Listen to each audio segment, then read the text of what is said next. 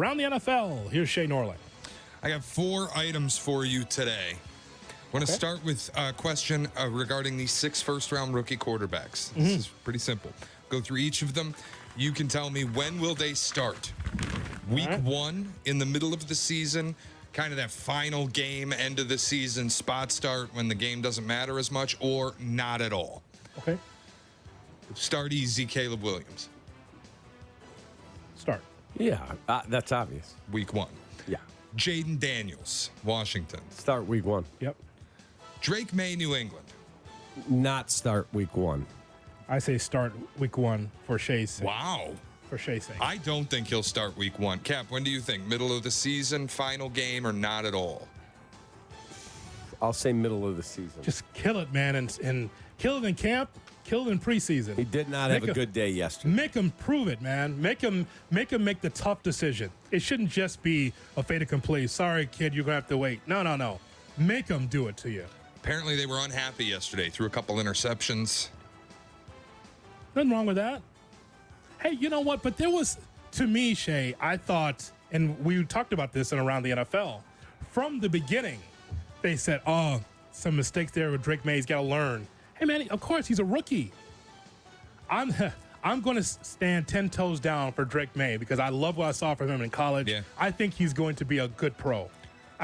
Listen, I've been wrong before. I mean, I'm the same guy that said on the air once upon a time, you know who's going to be the best shortstop of all time? Troy Tulowitzki. He's going to be the best of all time. Uh-oh. Who? Uh-oh. So I think, I'm hoping that he starts week 1. If he doesn't, he doesn't. But I like for him to make the decision very difficult for Washington to make. Michael Penix. No. Not at all? Last game of the season. That's fair. No. They've clinched a playoff spot. Here, Michael, go out there. Correct. Week 18. J.J. McCarthy. Correct. I'm going to say like week 9. Oh, really? You think you battle in camp against a Darnold? He'll battle, but they're not going to start him. He's 21 years of age. No, they're not going to start him. I would not. I would not. No, I think that he needs to sit a year. But they think that he's going to be a quarterback in the pipeline that they can hold on to and feel like he's going to be the next guy. Here's the thing, Shay, I'd like to know when it comes to J.J. McCarthy. Will this not tell the story of how good a head coach O'Connell is? Yeah, it will. Or offensive guru, whatever the name you want to get. Because I still think the jury's still out on that. Kirk Cousins was already a solid quarterback. Whatever you think about Kirk Cousins or not, the numbers speak for themselves. It's almost like with Cousins, it's on autopilot till you get to the playoffs. Stacey Dale said something yesterday with Waddle and Sylvie that I went, whoa. And I think Sylvie said to her, you know, you're going to have Waddle very upset with you. She said the people she talked to in the league say that Kevin O'Connell is the best play caller in the National Football League. Ahead of Shanny, anybody else. He's number 1. Yeah, I disagree. And you know what? If he is, you're going to find out, won't you? Pretty soon. Now you're going to do it without Kirk Cousins. Correct. Okay. We're going to find out.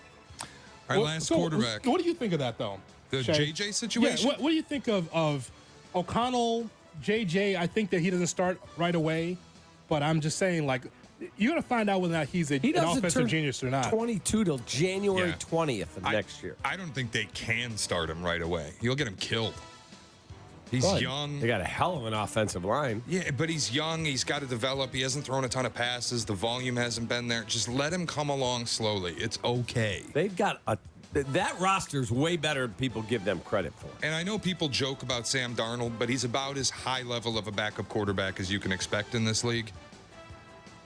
Okay. Just paid Justin Jefferson a bunch of money. You can't afford to have him pissed off if You it have goes sideways Jefferson, with a rookie. Jordan Addison, T.J. Hawkinson, Aaron Jones. You got Bradbury and Darisaw. Like, they got a good freaking offense, man. Okay. You need to tamp that down a little bit. You and Albert Breer need to tamp that down a little bit. Because you keep talking up the Vikings. The Packers are who they are. Detroit's the class of the division. Where does that leave the Bears? Rolling into the playoffs, baby. Let's go. Shane, what's the last one? The last quarterback is Bo Nix. No. Oof. I think he's week That'll 1. be all. And You who's think the he's backup? starting week 1? Jarrett Stidham is their other option. I think Bo Nix starts week 1. I think that is a training camp battle. I would agree with Hoodie. I like Bo Nix. I like him. I don't know. This is an attrition thing for me. This is not a Bo Nix as a week 1 starter thing, but I think they don't have a lot there. He's the starter. I guess Peyton's seen enough of Stidham to know what you're getting with him. You got Stidham, you got Zach Wilson. I think Bo Nix is the starter. Hey, what happens to Zach Wilson in that spot? What happens there? Just collect your paychecks, buddy. Cut. He's cut. He's a training camp casualty. Out. I don't think Bo Nix starts week 1. I do not. All right. Go ahead, Shay. All right, a couple more items for you. There might be a plan for Justin Fields in Pittsburgh. Jeremy Fowler said the Steelers could use Fields as a runner with the passing threat in goal-to-go scenarios, specifically 8-yard line and in. It effectively turns Justin Fields into a wildcat quarterback in Pittsburgh. Yeah, he's their Taysom Hill. Am I wrong to read this? That's not right, Cap. But go ahead. That's not what Shay said. Go ahead. But that's what they're going to end up using him as if Russell is healthy. The article said they might use him the way Arthur Smith used Derrick Henry in Tennessee. Used to be get the snap and then he'd throw over the offensive line, jump pass occasionally, or just run it in. Am I wrong when I read this? I think the reality at Steelers camp is that both Russell Wilson and Justin Fields stink and they have nothing. They realize we're screwed at this position. We're going to gadget our way through this. It's all we can do. I think you're wrong on Russell. I do. I think you're wrong. Why do you say that? From everything that I keep hearing, they feel like Tomlin and Russell Wilson are in a way better place than he ever was with Sean Payton, and that he's going to be a pretty good player for them. His numbers were not terrible. You know better than anyone. You're wired in that organization in Denver. His numbers are not terrible in Denver now. Brother. No, that is correct, yes. But I don't see the Justin Hill scenario happening with Justin Fields. Oh, No, Justin Hill. Yeah. Yes. He becomes Justin Hill. He becomes Justin Hill. I just think that as far as a set of Wildcat plays, I could see that.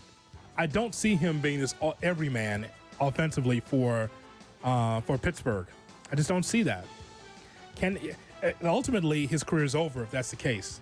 Because if he's going to turn into Cordell Stewart, then that'll be all. That's the end.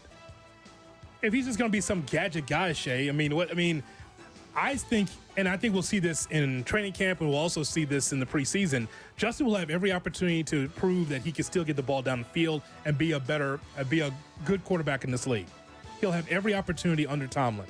But the idea that he's brought in just as a fullback, just as a tight end, just Wildcat plays, I can see it because you got to utilize that speed. But the rest of it, I don't. Yeah, you're probably right. He's not 100 yards of the field used everywhere like Taysom Hill is.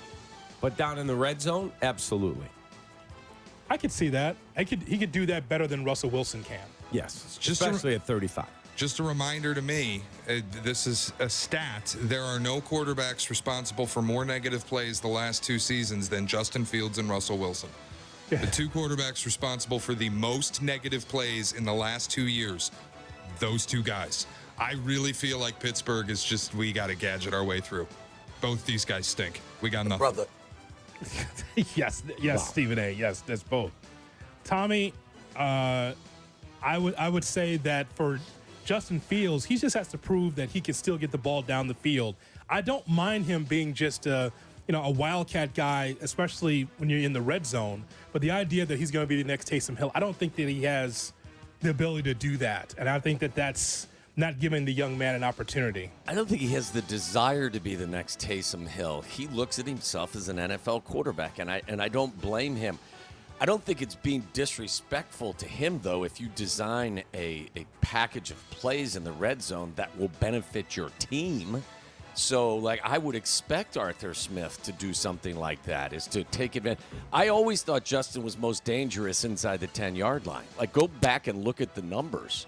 That's where he made hay most of the time. He's the most difficult guy to defend in the red zone that I've seen in quite some time, at least the short red zone. So I think they'd be silly not to use that portion of his skill set. How's the scotch going this morning? No scotch tonight or today yet. Last night had a couple small ones though, not big ones, but small Three ones. fingers? Well, I mean, like it's not a scotch if it's not, if it's not moving around in your glass. Yes, and I also would say that's very personal. You shouldn't ask him that on the air. Coming up, we will have a Waddle Wednesday. That's still to come on the Kap and J